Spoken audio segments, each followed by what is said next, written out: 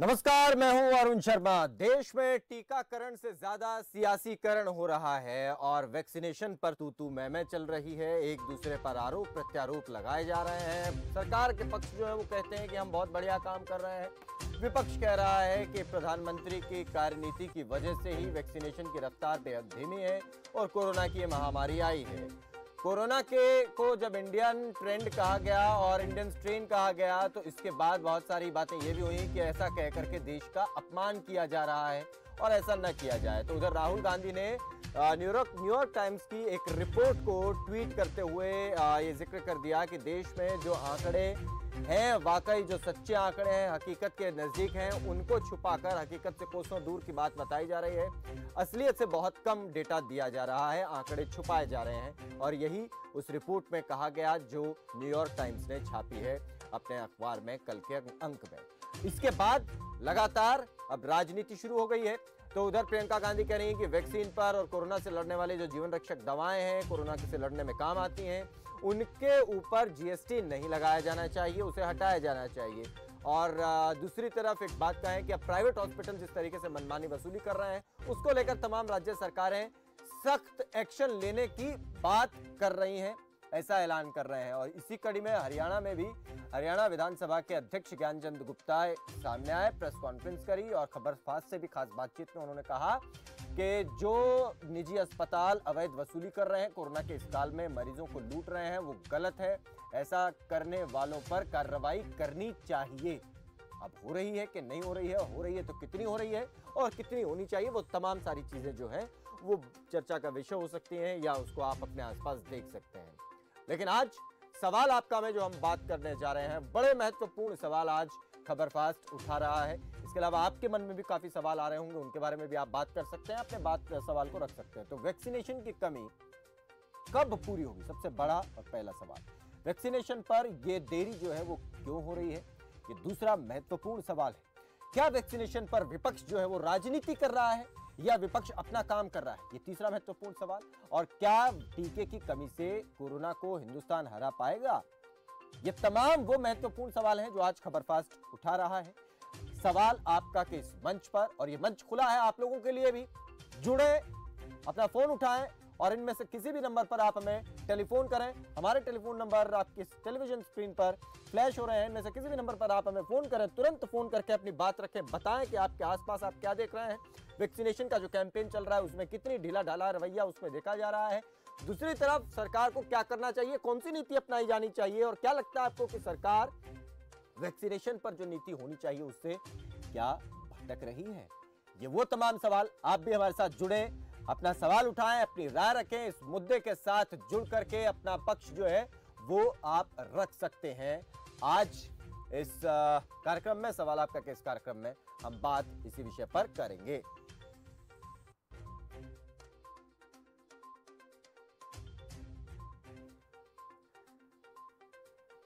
और आपके इन तमाम सवालों का जवाब देने के लिए हमारे साथ पूर्व डीजी हेल्थ सतबीर चौधरी जुड़ गए हैं और स्वास्थ्य के विषयों पर भी और तमाम दूसरे विषयों पर भी बड़ी बेबाकी से अपनी राय रखते हैं और विषयों को बड़े आसानी से सरल भाषा में समझा देते हैं। सतबीर जी, आपका बहुत बहुत स्वागत है आज सवाल आपका के कार्यक्रम में। शर्मा जी, धन्यवाद। सतबीर जी, आज हम बात कर रहे हैं कि वैक्सीनेशन की जो पूरी की पूरी नीति है सरकार की, इसके बारे में क्या होना चाहिए, कैसे होना चाहिए। बहुत सी बातें, सियासत भी हो रही है, विपक्ष भी कह रहा है, सरकार की तरफ से भी बहुत सी चीज़ें कही जा रही हैं और लोगों के मन में भी बड़े सवाल हैं। तो इसीलिए ये मंच लोगों के लिए भी खुला है। बीच बीच में हमारे दर्शक भी हमें कॉल करते रहेंगे और हम आपको रोककर उनके सवाल भी लेते रहेंगे। लेकिन शुरुआत आपसे सीधे सीधे ये, मौजूदा समय में जो वैक्सीनेशन पर नीति चल रही है, क्या वो आपके नज़र में या आपके तमाम अनुभव को देखते हुए क्या ऐसा पहली बार आप देख रहे हैं ऐसा हो रहा है? और दूसरी बात ये कि क्या इस तरीके से हम अपने लक्ष्य को पा सकेंगे? धन्यवाद अरुण शर्मा जी।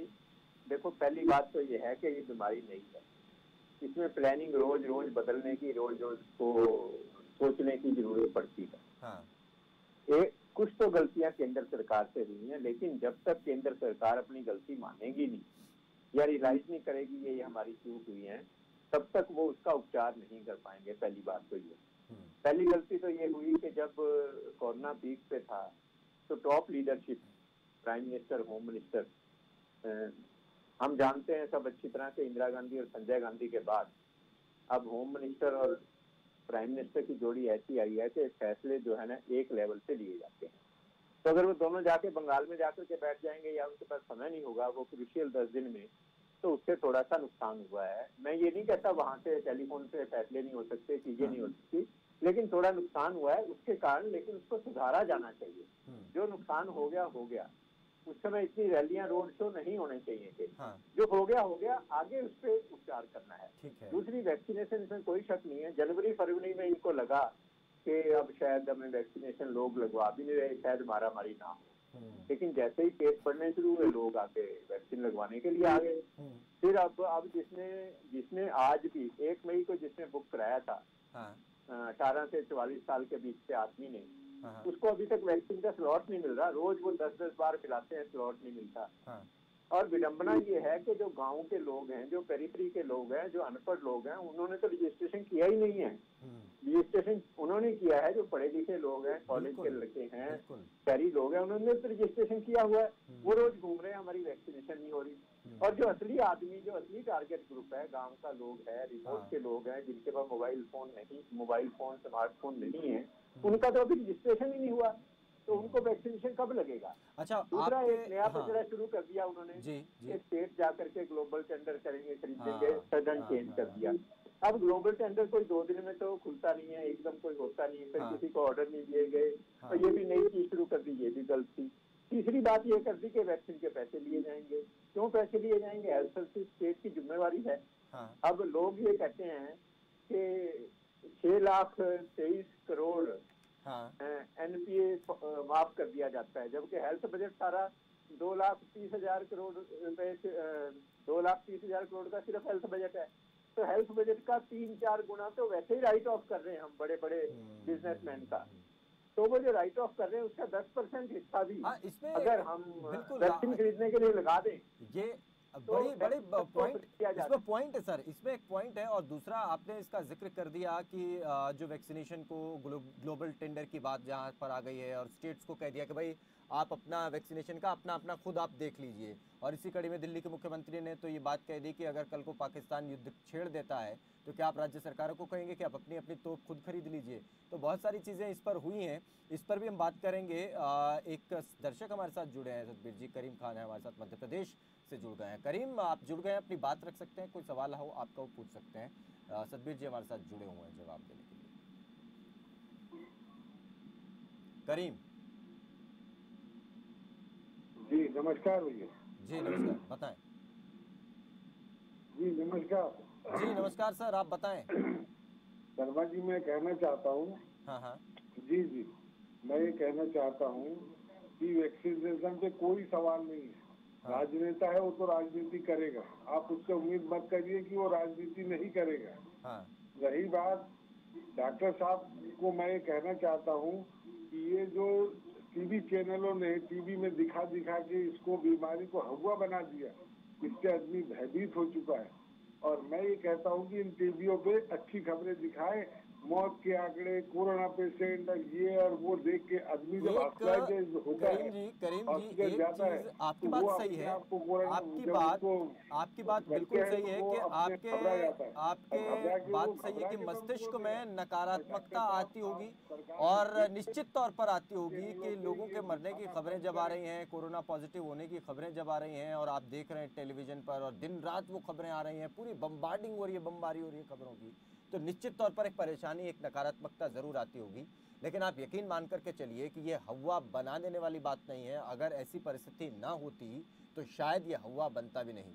कोरोना बीमारी है, हम इसे दरकिनार नहीं कर सकते, नज़रअंदाज नहीं कर सकते, और लोग मर रहे हैं, ऑक्सीजन की कमी हो रही है, चीज़ें भी, परिस्थितियाँ बनी हैं, इसे भी नज़रअंदाज नहीं किया जा सकता। अगर मीडिया इसे नहीं भी दिखाएगा तो ऐसा नहीं कि आप इसे नज़रअंदाज कर देंगे या ठीक हो जाएंगे, आपको नुकसान नहीं पहुँचाएगा। हाँ, एक हद तक आपकी बात सही है कि इससे नकारात्मकता ज़रूर आती होगी, और आप 24 घंटे इस तरीके की खबरें देखें तो उसका एक बढ़िया एक अच्छा सोल्यूशन ये है कि आप टीवी को बंद करें, अपने परिवार, अपने बच्चों के साथ किताबें पढ़ें, छोटे छोटे बच्चों को कहानियाँ सुनाएं। सर बहुत शुक्रिया सर, आप जुड़े। सतबीर जी, एक चीज़ बड़ी महत्वपूर्ण है, क्योंकि अगर केंद्र सरकार, वैक्सीनेशन का हम कैंपेन देखते आए थे, पोलियो को लेकर हो या और दूसरे वैक्सीनेशन हो, केंद्र सरकार ही अपने स्तर पर वैक्सीनेशन करवाती आई है, वैक्सीन को खरीदना है या कंपनियों से बात करनी है। ऐसे में स्टेट का कोई उस तरीके का अनुभव नहीं है कि वो कैसे वो अब ग्लोबल टेंडरिंग में घुसेंगे और इस तरीके से। तो सरकार ने, जो राज्य सरकार है, कुछ राज्यों ने कहा कि आप हमें वैक्सीन खरीद लीजिए और हमें दे दीजिए, हमारा काम है, हम लोगों तक उसे पहुंचा देंगे, एक एक व्यक्ति तक हम पहुंचाएंगे, वहां कहीं कमी आए तो आप हमें रोकें, अब बताएं। तो वैक्सीन खरीदने के इन पचड़ों से हमें थोड़ा दूर रखें। तो उसके बावजूद भी ये चीजें हो रही हैं और अलग अलग चीजें, अलग अलग कंपनियां, ये बड़ा हुचपुच सा नहीं हो गया क्या पूरा का पूरा सिस्टम? मैं इस बात से 100% सहमत हूँ। पहले भी हेल्थ में पोलियो का वैक्सीनेशन हो, कोई भी ड्राइव जब होगा नेशनल लेवल पे, वो केंद्र सरकार से फंडेड होता है। आप ठीक है, आप नहीं फंड करना चाहते, आपके पास फंड नहीं है, आप 50% स्टेट से ले लो, 50% अपने दे दो। जीडीपी जब हमारा कोई भी कहीं भी टैक्सेशन है, इनकम टैक्स है और जीएसटी है, उसमें भी तो टैक्स 9% 18% डिवाइड होता है। आप बाद में उनको उनके खाते में डाल दीजिए कि इतना पैसा आपको देना है, लेकिन आपको इंतजाम तो खुद करना चाहिए ना। वो मैन पावर है, इंतजाम है, वो स्टेट करे, लेकिन खरीद के सेंट्रल लेवल पे खरीद कर देना चाहिए, मेरा ये विचार है। बाकी ये बहुत हाई स्तर पे, बहुत हाई लेवल पे ये फैसले होते हैं, लेकिन मेरे विचार से ये गलत फैसला है। और पैसा लेना भी गलत फैसला है। अब कोई बीमारी कोई वो जानबूझ के थोड़ी लेकर के आए हैं, कोई एक्सीडेंट थोड़ी हुआ है या कि हेलमेट नहीं पहना था इसलिए आपको बीमारी हो गई। ये बीमारी पर्यावरण से आई है, विदेशों से आई है, आम आदमी का भी इसमें कोई कसूर ही नहीं है। अगर कसूर है तो जो हवाई जहाज से चलने वाले उनका है, हो गया उसका। आजकल हरियाणा में जैसे लॉकडाउन लगा हुआ है, एक आदमी को तो 10 किलोमीटर नहीं जाने देते मोटरसाइकिल पे और गाड़ी पे, और एयर सर्विसेज ले चल रही है, तो आम आदमी तो ये बात कहेगा ना। इसी प्रकार रैली चल रही है, प्रदर्शन चल रही है, मंत्री बड़ी लंबी चौड़ी पुलिस ले लेकर के गाँव में और फंक्शनों में घूम रहे हैं, और आम आदमी को इकट्ठा नहीं होने जाना। तो दूसरी मैं करीम जी की बात को सपोर्ट करता हूँ। मैं उसी पर पूछ रहा था कि जो उन्होंने कहा कि वो दिखा कर खबरें हुआ बना दिया है और कहीं ना कहीं उसमें उस आरोप के दायरे में हम लोग भी आ जाते हैं, तो मैं चाहता हूँ उस पर भी थोड़ा बताएं। ये सरकार का दायित्व है वैसे तो, लोगों को जागरूक करना सकारात्मक तरीके से सरकार का काम है। लेकिन आप ये काम कर रहे हैं, मीडिया ये काम बखूबी कर रहा है, बहुत अच्छी बात है। यही कारण है कि लोग मास्क पहनने लग गए हैं। सरकार के नियमों से मास्क नहीं पहनने लगे लोग। अभी हरियाणा के गांव में 3 महीने पहले तक 90% लोग मास्क नहीं पहनते थे, सोशल डिस्टेंसिंग नहीं करते थे। अब सभी लोगों को पिछले 1 महीने में, चाहे खौफ के कारण हो, चाहे डर के कारण हो, मास्क पहनने शुरू कर दिए हैं। सोशल डिस्टेंसिंग के बारे में वो सीरियस हो गए हैं। अब उनको कहते हैं बार बार हाथ धो, तो वो थोड़ा सा सीरियस हो गए, लेकिन 3 महीने पहले नहीं सीरियस थे। वो सब मीडिया के कारण ही हुआ है। अगर मीडिया ये नहीं दिखाता तो ऐसे नहीं। एक तो मीडिया हुआ, दूसरा उनके पड़ोस में डेथ हो गई, जवान आदमी की डेथ हो गई, तो उनको समझ आया कि ये डेथ कोरोना से हुई है, कोरोना से डेथ भी हो जाती, तो वो कॉन्शियस। लेकिन मैं खौफ या डर के हक में नहीं हूँ। खौफ दिखा करके सावधानी बरती जाए, ये ठीक है, लेकिन खौफ नहीं करना। खौफ से इम्यूनिटी खत्म होती है। खौफ के हक में मैं बिल्कुल नहीं हूँ, लेकिन मैं इस चीज के हक में हूँ कि सावधानी पूरी बरती जाए, वो बहुत जरूरी है। और इस मामले में सरकार को, मंत्रियों को, मुख्यमंत्री को, प्राइम मिनिस्टर को उदाहरण बनना है। ये नहीं है कि मुख्यमंत्री कहीं पर उद्घाटन करने जाता है, 500 पुलिस वाले वहाँ खड़े हैं बिना सोशल डिस्टेंसिंग के, और आम लोगों से, प्रदर्शनकारियों को, काले झंडे दिखाने वालों को आप ये समझते हैं। मैं एक चीज आपसे और जानना चाह रहा था सर, एक चीज मैं आपसे और जानना चाह रहा था। आपको सामने भी आया होगा, राहुल गांधी ने एक अमेरिका के एक अखबार की एक रिपोर्ट को शेयर कर दिया ट्विटर पर, जिसके बाद देश के स्वास्थ्य मंत्री वो भी सामने आए और वो भी उस पर कटाक्ष करते नजर आए। उस रिपोर्ट में दरअसल ये था कि जो एक्चुअल आंकड़ा है और जो डेटा हो सकता है, मोटे तौर पर अगर देखा और समझा जाए, तो सरकार जो है वो डेटा को छुपा रही है, बहुत कम करके दिखा रही है। इस चीज को आप कैसे देख रहे हैं? क्या वाकई ऐसी चीजें कुछ हो सकती हैं, या इस बात के रिपोर्ट के आसपास कुछ चीजें हो सकती हैं? क्योंकि केंद्र सरकार ने कहा कि ये मनगढ़ंत रिपोर्ट है और इस रिपोर्ट के बारे में जो है उसको राजनीति इसके ऊपर नहीं होनी चाहिए। ये थोड़ा बहुत हर सरकार करती है। हम भी जब सरकारी नौकरी में थे, हमारे पर भी प्रेशर होता था। आप एक मैं मोटा एग्जाम्पल देता हूँ। जब रेलवे एक्सीडेंट होता है तो अगर 50 डेथ हुई होती है, शुरू में क्या होगा, डिस्ट्रिक्ट में कहेगा 3 डेथ हुई, फिर कहेगा 10 हुई है, फिर कहेगा 20 हुई है, जबकि उसको सरेआम पता है कि कितनी डेथ हो गई। मैं पंचकुला में था जब ये राम रहीम की जब गोली चली थी यहाँ पर, हमें शुरू में ही पता लग गया था, सारे जिला प्रशासन को पता था कि 20 से ज्यादा डेथ हो गई गोली के मरने से। लेकिन मीडिया में 6-8 घंटे तक मीडिया को नहीं बताया गया कि कितनी डेथ हुई है, कभी 2 डेथ बता दी, कभी 4 बता दी, जबकि डेड बॉडी तभी सिविल हॉस्पिटल में पहुंच चुकी थी, मॉर्चरी में रखी हुई थी। हाँ। लेकिन सबको ये इंस्ट्रक्शन थे कि इसको ना किया जाए। हाँ। तो इस प्रकार के कुछ स्टेप सरकार को लेने। अच्छा सर, इसमें एक चीज है मैं हालांकि आपने जो एग्जांपल दिया इस तरीके की घटनाओं में ये जरूर है कि तुरंत अगर बहुत ज्यादा मौत का आंकड़ा दे दिया जाता है तो वो कहीं ना कहीं स्ट्राइक करता है, लोगों के मन में उसका इफेक्ट नकारात्मक जा सकता है, लोग एकदम उसमें शॉक्ड हो सकते हैं जिनके परिजन वहां गए हों, जिस घटना का आपने जिक्र किया या ऐसी कोई भी और दूसरी घटना। लेकिन बीमारी अगर कोई फैल रही है, महामारी फैल रही है, उसमें अगर आंकड़े कम दिखाए जाते हैं या छुपाए जाते हैं तो वो नुकसानदायक ज्यादा हो सकता है क्या? ऐसा आपको नहीं लगता? नहीं, ठीक नहीं है छुपाना, ये मैं कहता हूँ ठीक नहीं है, लेकिन मैं ये कह रहा हूँ कि सभी सरकारें ऐसा करती रही हैं। अब जब डेंगू की डेथ होती थी 10 साल 15 साल पहले, आपको पता था, अब तो डेंगू में डेथ 0.5% बहुत कम है, लेकिन शुरू में जो है ना 8% 9% डेथ हो जाती थी। किसी को डेंगू हो गया तो ये मान लेते थे कि 8% 10% चांसेस हैं डेथ होने के। तो उस समय दिल्ली सरकार हो चाहे हरियाणा सरकार हो, दिल्ली हरियाणा में कंपटीशन रहता था, गुड़गांव दिल्ली में कंपटीशन रहता था। वो कहते थे हमारा केस नहीं है, वो कहते हैं हमारा केस नहीं। तो इस प्रकार आंकड़ों का खेल सरकारें हमेशा करती रही हैं। पहली बात तो ये हर सरकार करती रही है, इसमें कोई बात नहीं, चाहे राहुल गांधी की सरकार हो चाहे बीजेपी की सरकार हो, हर सरकार करती रही। नहीं करना चाहिए, लेकिन कब तक छुपाओगे? ये बात सही है। ये संभव नहीं है कि इसको 10 दिन तक छुपाए रखा जाए, अल्टीमेटली सच्चाई सामने आ जाएगी। नहीं, इसमें ये भी है मोटे तौर पर जो रिपोर्ट में, क्योंकि काफी सारे उसमें लोग ऐसे हैं जो रिसर्च का काम लंबे समय से करते आ रहे हैं और अच्छे खासे प्रतिष्ठित संस्थानों में रिसर्च का काम कर रहे हैं। उन्होंने रिसर्च किया और ये जाना और ये बताया कि पर्टिकुलर एक टाइम फ्रेम में पिछले कई सालों से जितनी मौतें होती रही हैं, नेचुरल डेथ हो या किसी और दूसरी बीमारियों से होती रही हो या दुर्घटनाओं की वजह से, उससे बहुत ज़्यादा प्रतिशत मौतों का आंकड़ा जो है वो इस पर्टिकुलर टाइम फ्रेम में देखा गया जिसमें कोरोना को हमने झेला पिछले करीब 1.5 साल 1.25 साल से।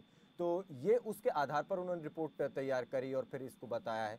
तो ये चीज़ें, और फिर कहा जा रहा है कि अगर ऐसे छुपाया जाएगा और डेटा सही नहीं होगा तो हम सही तरीके से निपट भी नहीं पाएंगे इस समस्या से। ये सच्चाई है और ये भी सच्चाई है, आप भी मेरी बात से सहमत हो गए। भारत का जो 80% मीडिया है वो सरकार के खिलाफ बोलने से कतराता है, ये सच्चाई है आज की डेट में। और 50% मीडिया तो सरकार का या सरकार के लोगों का खरीदा हुआ ही है, तो उनके मालिक ही ऐसी खबरें नहीं आने देते। तो अगर इंटरनेशनल मीडिया ऐसी बात छापता है तो हमें ये नहीं सोचना चाहिए कि वो गलत छाप रहा है।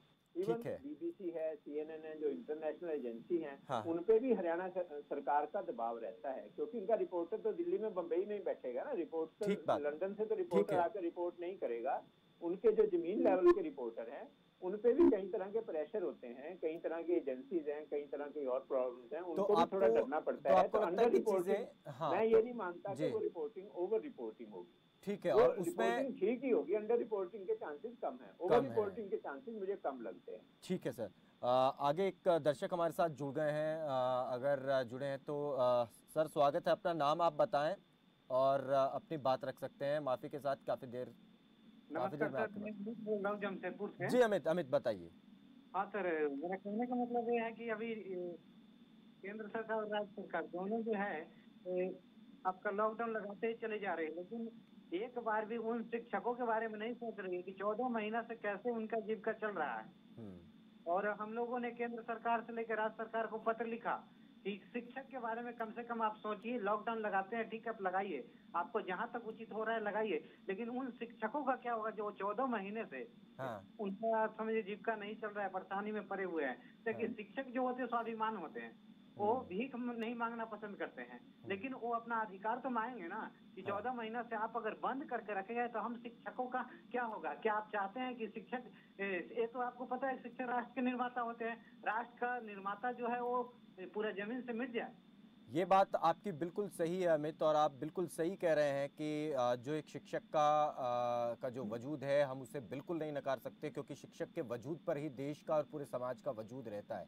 और ऐसे में क्योंकि जो परिस्थितियां बन रही हैं इसमें केवल शिक्षक ही नहीं, इसमें हर कोई व्यक्ति जो है कि समाज का कोई भी ऐसा अंग नहीं है जो इससे अछूता ना रहा हो, हर कोई परेशान है। और ये आपकी बहुत अच्छी बात है कि आप जुड़े और आपने बताया, और एक समाज के जिम्मेदार नागरिक हैं और शिक्षक ऊपर से आप हैं।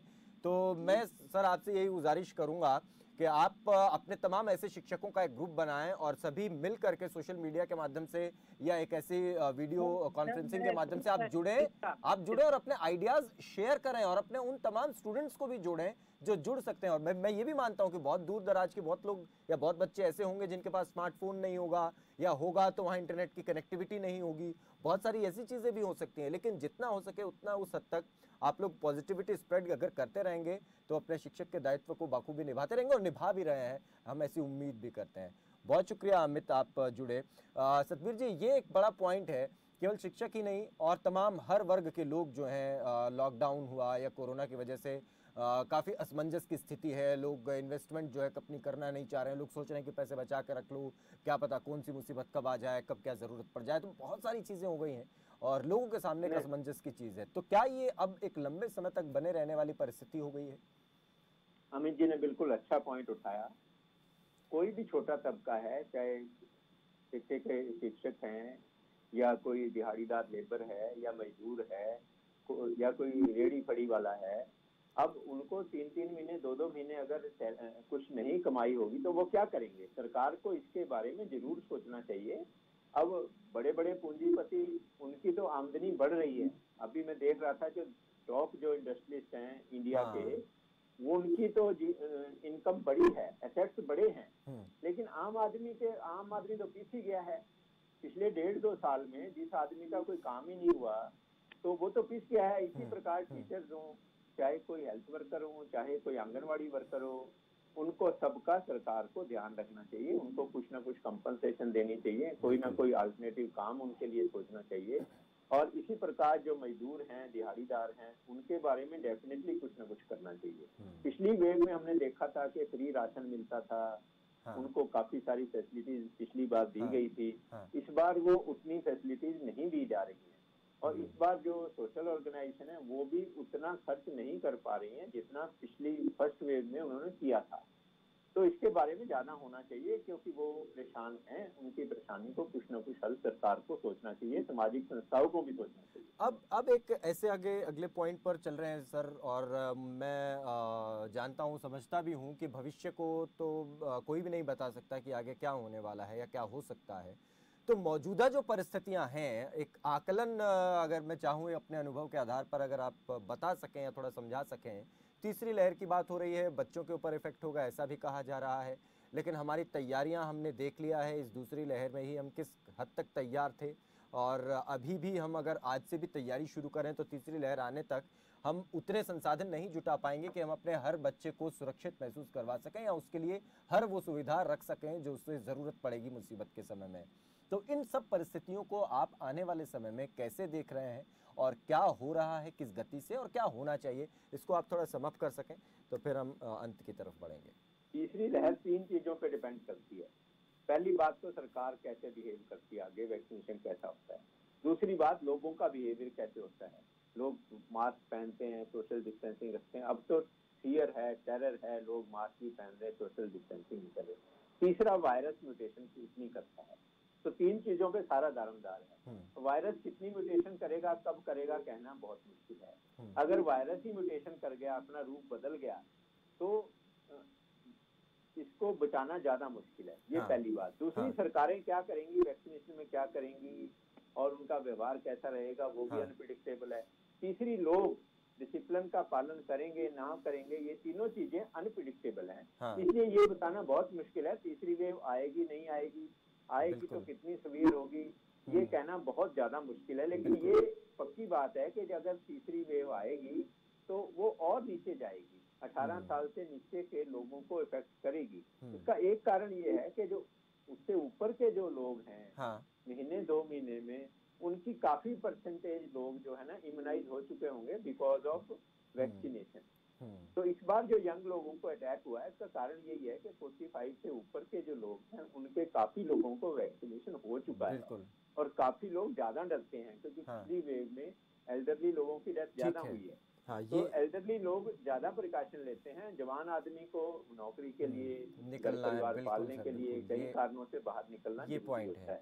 तो अभी तक बच्चों में क्योंकि अभी तक स्कूल बंद हैं, बच्चों को पेरेंट्स घर से बाहर नहीं निकल रहे जा रहे, काफी सारी रिस्ट्रिक्शन हैं, हाँ। लेकिन ये रिस्ट्रिक्शन अनलिमिटेड नहीं रह सकती कभी भी। तो कोई एक- ऐसी पॉलिसी नहीं बनी है अभी तक हाँ हाँ कि 10 बच्चों को 5 बच्चों को किसी इस हिसाब से छोटे लेवल पे कुछ पढ़ा दिया जाए। हाँ। ऐसा कोई सिस्टम अभी नहीं बना बना नहीं। है। अच्छा, और इसमें बच्चों तो को आप जब मानते हैं कि स्कूल में फिर लेके जाएंगे, स्कूल में 1000, 2000, 4000 बच्चे इकट्ठे होंगे तो बीमारी डेफिनेटली फैलेगी। तो आपको लगता है कि अभी हमें मास्क सिर्फ हमारा पीछा भी छूटने वाला नहीं है। बहुत शुक्रिया डॉक्टर सतबीर, आप जुड़े और बेहद महत्वपूर्ण विषय पर आपने चर्चा करी। अपने जो पॉइंट्स हैं, जो अपनी बातें वो आपने रखी। तो आने वाले समय में सियासत चलती रहेगी। जैसा हमारे साथ एक दर्शक जुड़े थे करीम, उन्होंने कहा भी कि हम उम्मीद क्यों करें कि सियासतदान हैं और सियासत नहीं करेंगे, काम यही है तो वही तो करेंगे। खैर, वो जो कर रहे हैं वो करते रहें, लेकिन हमारे पास एक सबसे महत्वपूर्ण शील्ड है जो बचाव हमारा करेगी, वो है कोरोना एप्रोप्रिएट बिहेवियर बनाए रखना, मास्क लगाकर रखना, सोशल डिस्टेंसिंग रखना, और बहुत ज्यादा जरूरी होने पर ही आप घर से निकलें या भीड़ भाड़ वाली जगहों पर जाएं, ताकि खुद आप तो बचें ही बचें, अपने बच्चों को जरूर बचा सकें। दीजिए इजाजत, नमस्कार।